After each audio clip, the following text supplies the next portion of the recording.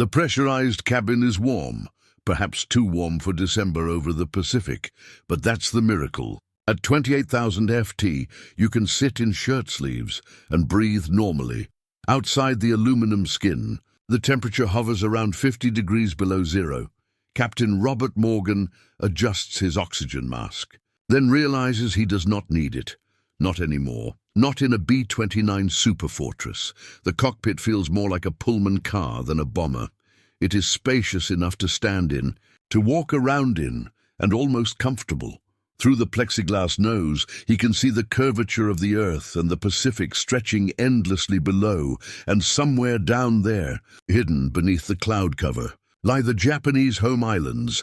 It is the 14th of December, 1944, and everything Morgan learned about bombing is about to become obsolete. He doesn't know this yet. None of them do. The men of the 20th Air Force believe they are flying the most technologically advanced weapon system ever made, and they are right. The B-29 cost more to develop than the Manhattan Project. More than $3 billion in 1940s money. It can fly higher than any Japanese fighter can reach, faster than any can catch it, and farther than any earlier bomber. The pressurized cabin lets crews operate in the stratosphere without bulky heated suits and without the numbing cold that plagued B-17 crews over Europe. Remote-controlled gun turrets, computed fire control, a revolutionary central fire control system that can calculate deflection, temperature, altitude, and airspeed in split seconds. If you're enjoying this deep dive into the story, hit the subscribe button and tell us in the comments where in the world you are watching from today. This is supposed to be how modern war works. You fly so high the enemy cannot touch you. You bomb with precision. From the thin air of the stratosphere, where the physics of flight barely work and only the most advanced aircraft dare to operate, you return safely to base because altitude equals invulnerability.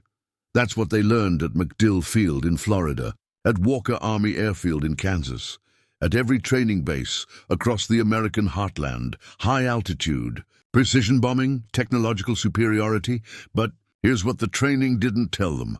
High altitude doesn't work over Japan. The problem isn't the Japanese defenses.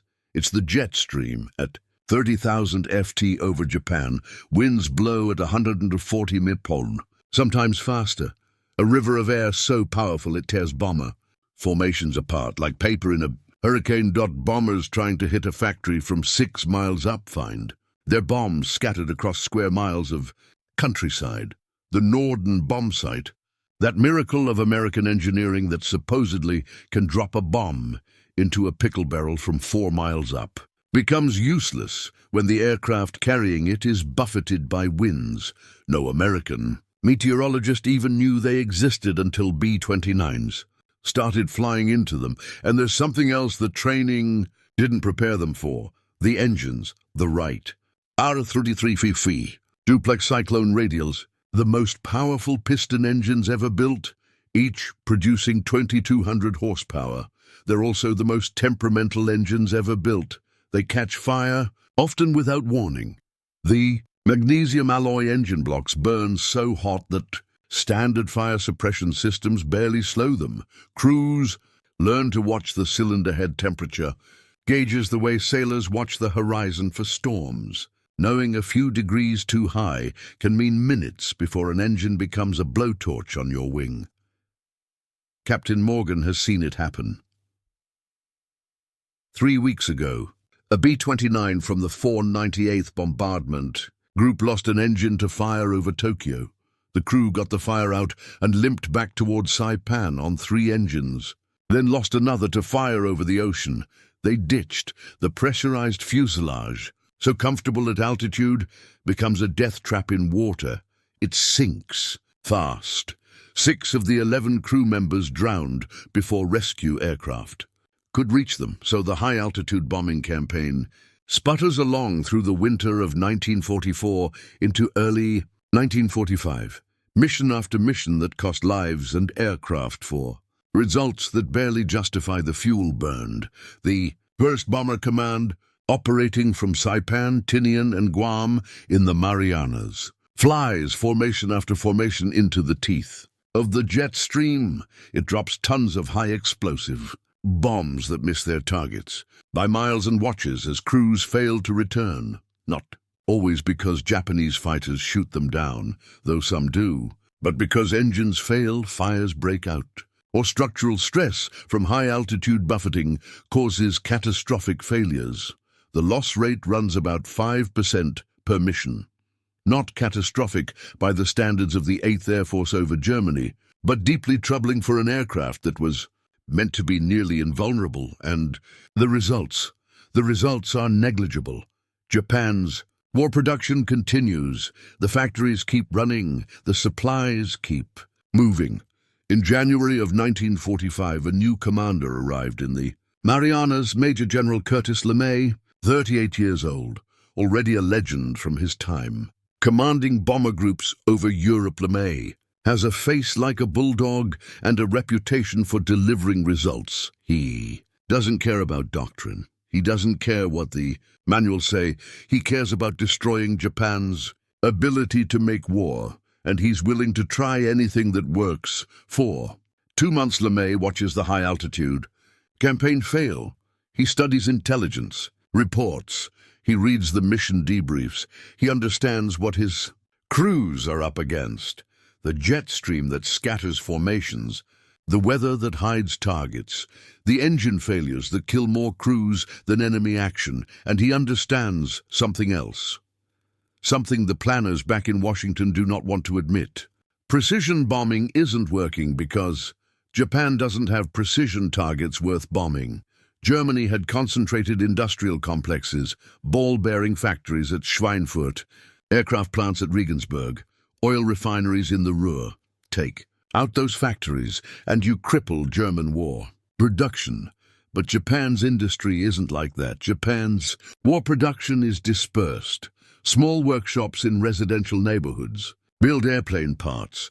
Home workers assemble components in wooden buildings mixed with civilian housing. You can't destroy Japan's ability to make war by hitting a few key factories because there aren't a few key factories to hit. What Japan does have are cities made of wood and paper, dense urban neighborhoods where war workers live and where small workshops operate, where the line between military targets and civilian housing is almost gone. Cities that burn. That's what LeMay sees in the intelligence reports. That's what the firebomb tests at Dugway, proving ground in Utah, demonstrated. Drop incendiaries on Japanese-style construction, and it burns hot and fast, creating firestorms that consume everything in their path. There's just one problem with this approach. To drop incendiaries effectively, you need to fly low, much lower. About 5,000 ft low enough that every anti-aircraft gun in Japan can reach you, low enough that you're trading away the one advantage the B-29 was designed to exploit. In early March of 1945, LeMay called his group commanders together. What he told them shocked some and horrified others. They were going to strip most of the defensive armament from the bombers to save weight. They were going to fly at night when Japanese fighters couldn't see them, and they were going to fly at 5,000 ft beneath the jet stream, low enough for accurate bombing, low enough to be sitting ducks for ground fire. When the crews heard this, they thought their commanders had lost their minds. Technical Sergeant Robert Rodenhouse, a B-29 pilot, later remembered the reaction. "We thought they could throw the kitchen sink up there and hit us.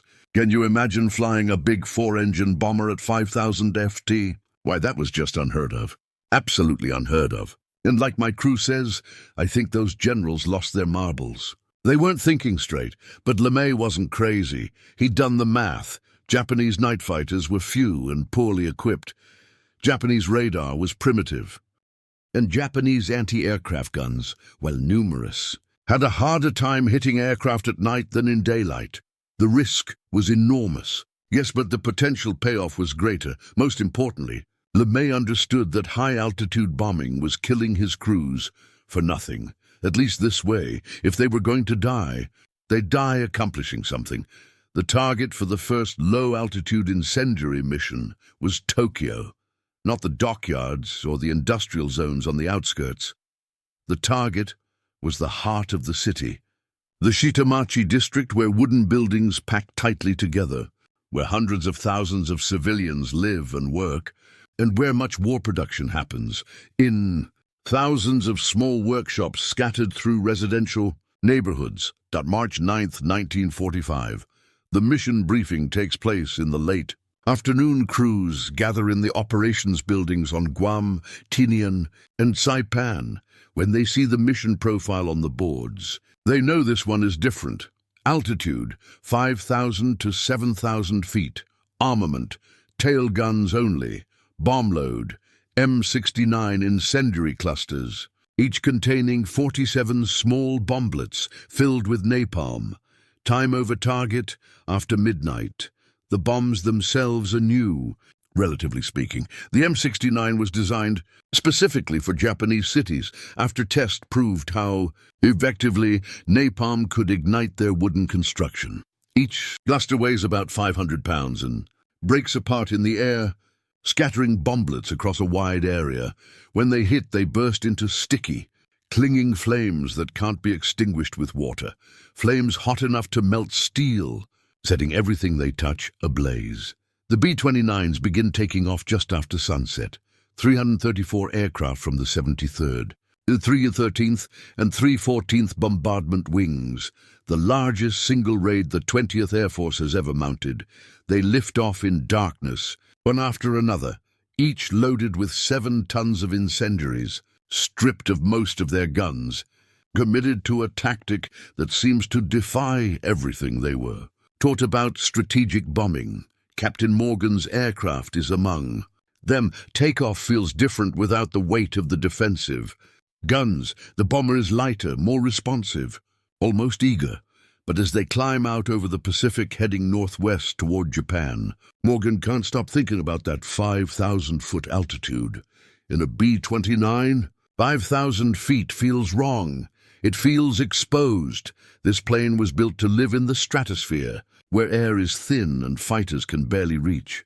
Flying it this low feels like hitching a racehorse to a plow. The flight north takes hours. They fly in darkness. Single aircraft rather than tight formations, each crew alone with their thoughts. The pressurized cabin, that marvel of engineering, feels almost pointless now. Why bother with pressurization when you're flying low enough to open a window without passing out? But there's no time to redesign the aircraft. The cabin stays pressurized. The crews stay comfortable. Outside, the Pacific slides past in the dark. They cross the Japanese coast just after midnight on March 10th. The weather is clear, rare for this time of year. Tokyo spreads below them, darker than it should be.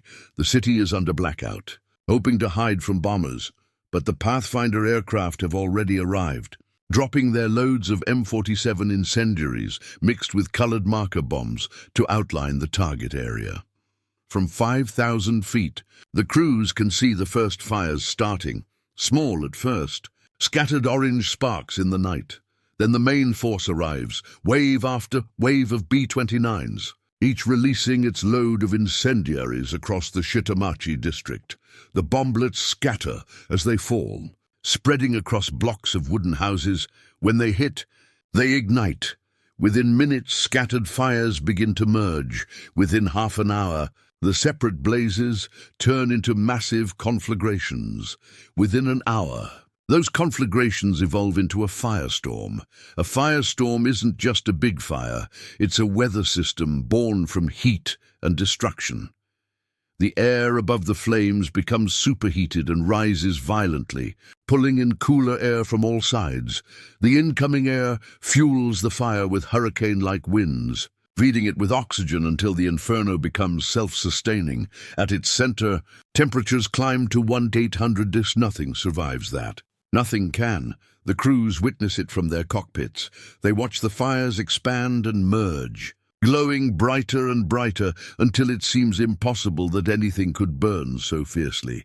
Even at 5,000 feet, even sealed inside pressurized cabins, they can smell it. Burning wood, burning paper, burning flesh. The stench seeps through metal and filters. Some men vomit, some pray, others just stare in silence. hypnotized by the horror of what they've unleashed. The heat below grows so intense that planes flying through the rising columns of air are tossed like leaves in a storm. Turbulence throws bombers hundreds of feet. Up or down within seconds, some flip upside down, some lose tail section, melted, ripped away by the force of the updrafts. Still, the bomber stream continues for nearly 3 hours, wave after wave adding more fire to the inferno. By the end, 16 square miles of Tokyo are burning. On the ground, words fail to describe it. The Shitamachi district is one of the most densely populated places on Earth, home to between 1 and 1.5 million people. Wooden houses stand shoulder to shoulder, separated by alleys barely wide enough for 2 people to pass. When the incendiaries fall, people run. But the fires spread faster than anyone can move. Winds whipped by the firestorm reach 50 to 60 miles per hour, strong enough to knock people down, strong enough to drag them back toward the flames. The canals that lace the district fill with people desperate for safety, but the water itself begins to boil. Thousands die as the heat turns the canals into cauldrons. Others suffocate when the flames consume all the oxygen in the air. Some are crushed in panicked crowds near bridges and crossings. Many simply burn where they stand, unable to escape. By dawn on March 10th, the firestorm has burned itself out. What remained looked like the surface of the moon. Flat, grey, lifeless. Aerial photographs taken the next day showed vast stretches of Tokyo reduced to ash. The wooden buildings had burned so completely they left almost nothing behind. Here and there the concrete shells of larger buildings still stood, gutted by fire. The rest was simply gone. The death toll will never be known precisely. Japanese records were incomplete, and many victims were cremated so completely by the firestorm that they left no remains to count. Conservative estimates put the dead at about 80,000. More likely estimates reach 100,000. Some Japanese sources claim the toll exceeded 120,000 in a single night. More people died in Tokyo than would later die in the atomic bombing of Hiroshima. If you find this story engaging, please take a moment to subscribe and enable notifications. It helps us keep producing in-depth content like this. The B-29s return to their bases in the Marianas as the sun rises.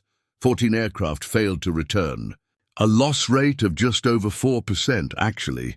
Lower than typical high-altitude missions. The crews are exhausted, shaken, some traumatized by what they've seen. But by any military measure, the mission is an overwhelming success.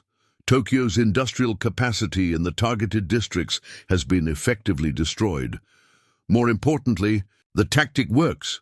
Low-altitude incendiary attacks can destroy Japanese cities. LeMay doesn't hesitate. Over the next 10 days, he orders similar missions against Nagoya, Osaka, and Kobe. The pattern repeats. Night attacks at low altitude, massive incendiary loads, firestorms that consume square miles of urban area. By March 19th, the major industrial cities of Japan have been subjected to devastation on a scale unprecedented in human history. And still, LeMay pushes forward. The psychological effect on Japan is enormous. Japanese civil defense had prepared for bombing. They had practiced evacuations, set up firefighting equipment, and trained citizens to fight fires, but nothing prepared them for this.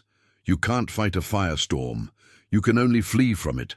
And even that often fails. The fear that any night might bring the B-29s, that no defense can stop them, that your wooden house could become kindling for an inferno, that terror is as effective as the physical destruction. For the B-29 crews, the experience is deeply disorienting. They trained for precision bombing, for surgical strikes against military targets.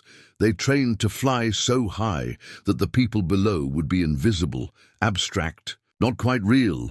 Now they're flying low enough to see the people running from the flames. They're dropping incendiaries, designed specifically to set cities on fire, designed to kill civilians along with war workers, designed to destroy without distinction. Some crews struggle with that. The moral weight becomes unbearable for some men. They signed up to bomb factories and military targets. Not to burn civilians alive in their homes, but the argument for military necessity is strong. Japan's war production truly is scattered through neighborhoods. Home. Workers really do make military parts small. Workshops really do help. Japan keep fighting, and every day the war continues. Americans die in the Pacific in kamikaze attacks, on islands like Iwo Jima and soon Okinawa. The bomber crews tell themselves their missions shorten the war, save American lives, that the alternative, an invasion of Japan's home islands, would cost far more lives on both sides. Some believe this fully, some believe it just enough to keep flying, some don't believe it at all, but fly anyway, because that's what soldiers do. By the end of March 1945, the 20th Air Force has nearly run out of large urban targets. The big cities have been burned. LeMay turns to smaller ones, towns with populations of 50 to 100,000, places that barely count as targets under any pre-war definition of strategic bombing. The B-29s visit them anyway, one after another, working methodically down the list. The irony is impossible to ignore.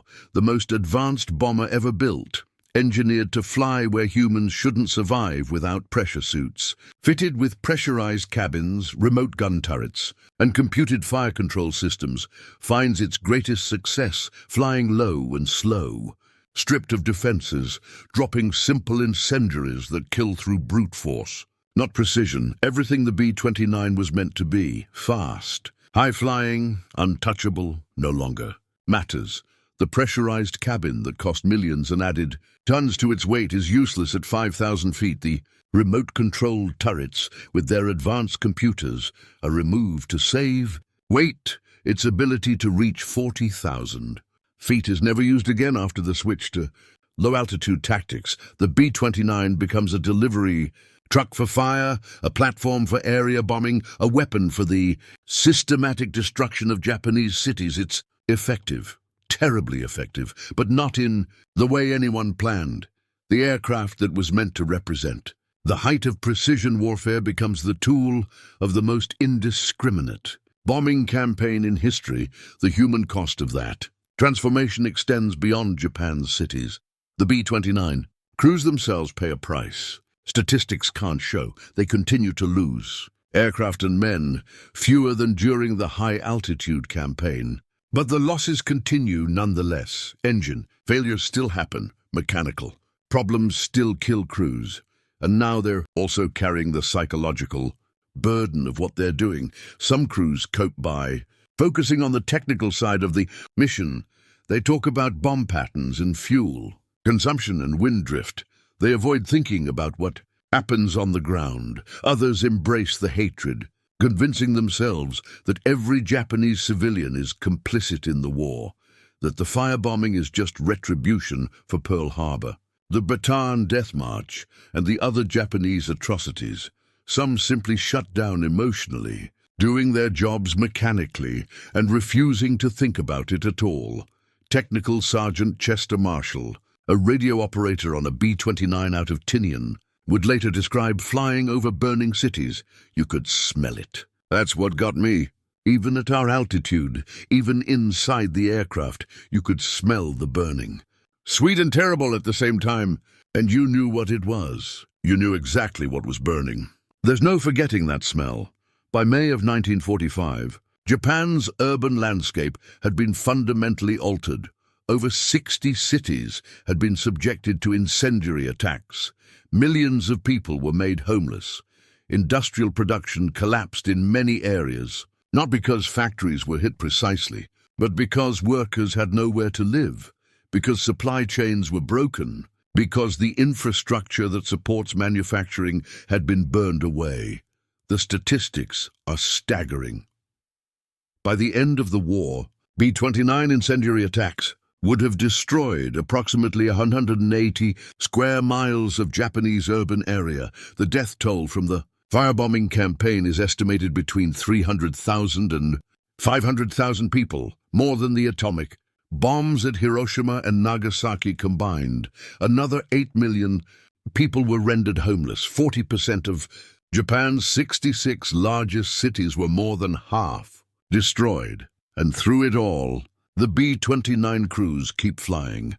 They fly in May when the remaining large cities are hit again. They fly in June when targets become harder to find because so much has already been destroyed. They fly in July when the list of unbombed cities is so short that the Air Force begins warning cities in advance, dropping leaflets that name the next targets.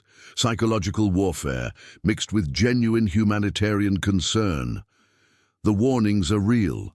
Leaflets dropped on Japanese cities list names of places scheduled for attack, urging civilians to evacuate. Some do, many can't. They have nowhere to go, no way to move their possessions, no guarantee that wherever they flee won't be bombed next.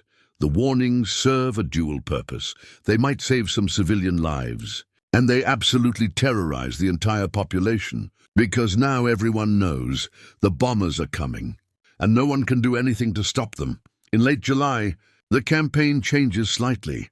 The B-29s begin mining Japanese harbors and inland waterways, using their precision to lay minefields that choke off what's left of Japan's shipping. They also begin practicing a new kind of mission, single aircraft flying at high altitude, carrying special ordnance. Only a few crew members know what these missions are for. The rest of the 20th Air Force keeps firebombing, burning through the remaining list of secondary and tertiary targets. On August 6, 1945, a single B-29 named Enola Gay drops an atomic bomb on Hiroshima. 3 days later, another B-29 boxcar drops a second atomic bomb on Nagasaki. These missions receive all the attention, becoming the defining moments of the B-29's war, the events that supposedly forced Japan's surrender. But by the time those bombs fell, the conventional firebombing campaign had already destroyed more cities, killed more civilians, and crippled Japan's ability to fight. Far more than the atomic strikes alone, the atomic bombs were militarily significant because they showed the United States could now wipe out entire cities with a single plane, a single bomb, without warning, without defense. But Japan had already lived through that kind of destruction. They had already faced attacks they couldn't stop. The atomic bombs added a new layer of horror, instant annihilation, radiation sickness, the terrifying promise of even worse to come. But the pattern of ruin was already well established. Japan surrendered on August 15, 1945. The reasons were many. The atomic bombs, the Soviet declaration of war, the naval blockade that cut off food and supplies, and the complete collapse of Japan's strategic position. But the firebombing campaign, the relentless destruction of Japan's cities by B-29s flying low and slow, loaded with incendiaries, was certainly one of those reasons. It proved Japan could be destroyed piece by piece, city by city, until nothing was left but ash and rubble. For the B-29 crews, victory brought mixed emotions, relief that the war was finally over, pride in their role, gratitude for surviving, but for some, deep guilt. The men who flew those missions would spend the rest of their lives trying to make sense of what they had done, what they had seen, and what it all meant. Captain Robert Morgan, who flew B-29s in the final months of the war, later reflected, "We were told we were shortening the war, saving lives in the long run." Maybe that was true. Probably it was true. But it didn't make the smell go away. It didn't make the images go away. We did what we had to do. We did what we were ordered to do. There's no glory in burning cities, no matter how necessary it might have been. The B-29 becomes a symbol, but not the symbol it was meant to be.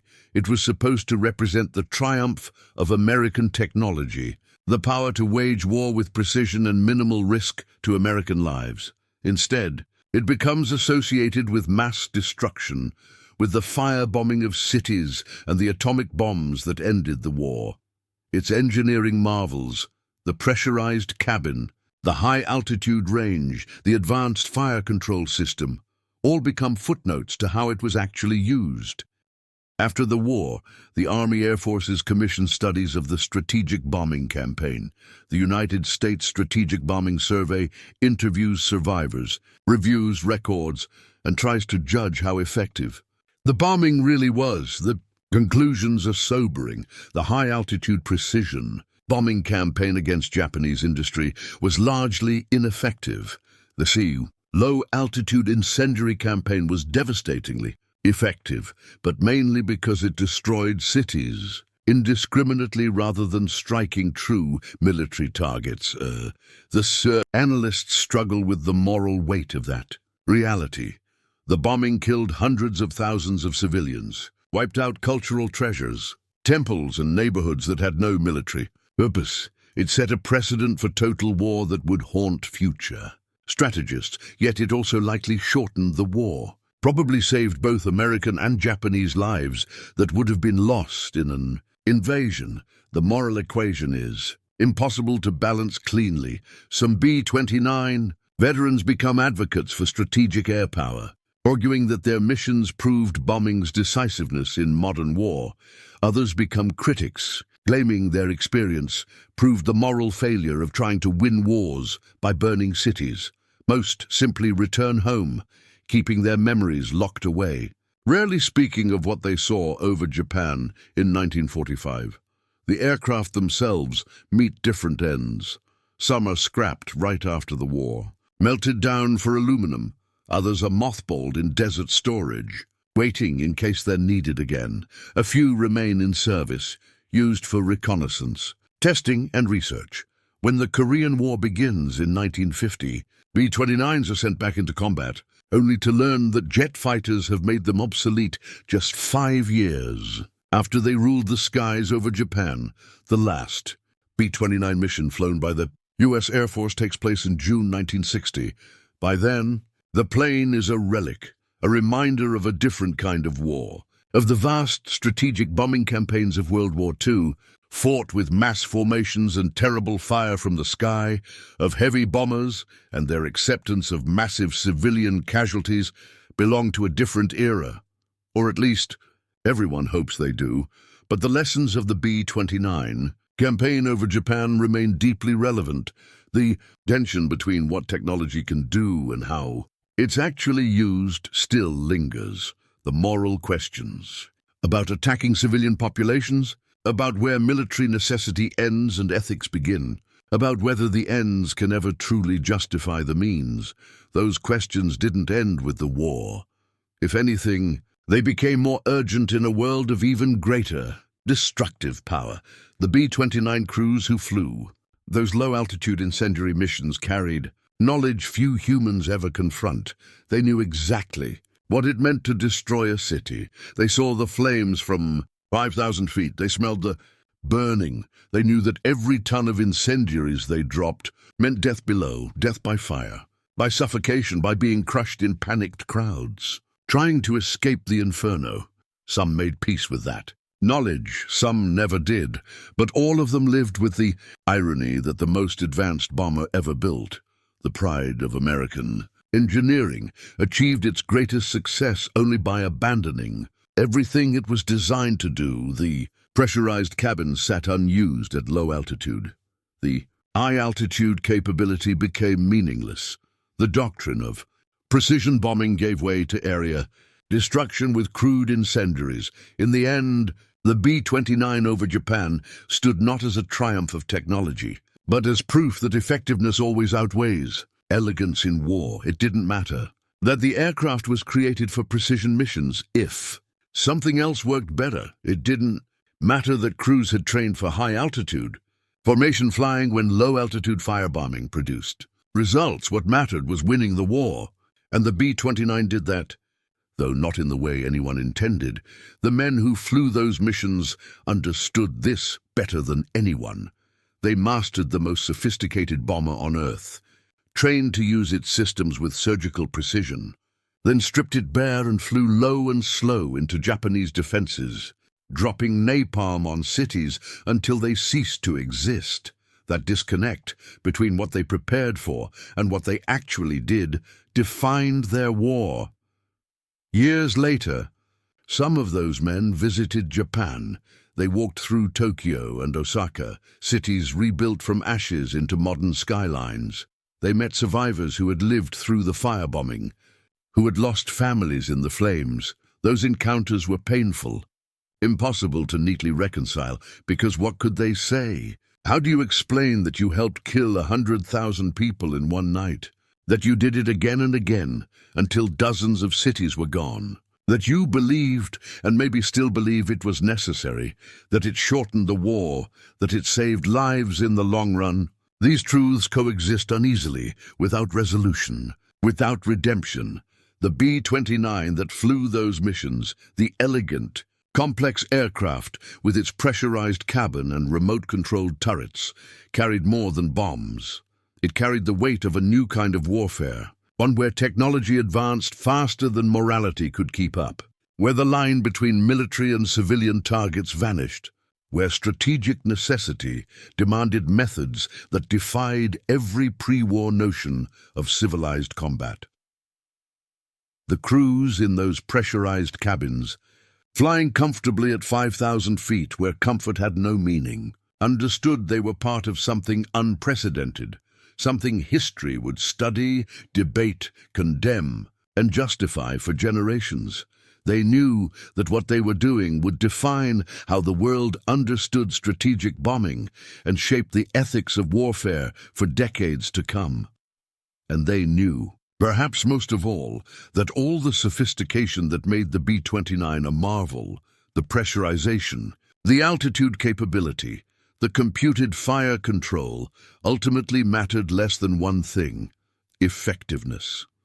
The war wasn't won by flying higher, faster, or more precisely. It was won by burning cities until Japan had nothing left to fight with. That was the truth the B-29 crews carried home from the Pacific, the truth they lived with for the rest of their lives.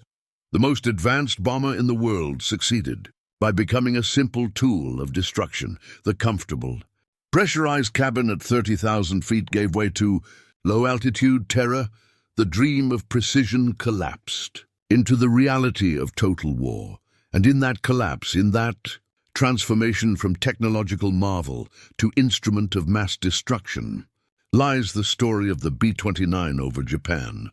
Story not of triumph, but of terrible effectiveness, not of progress, but of what human beings will do to win wars.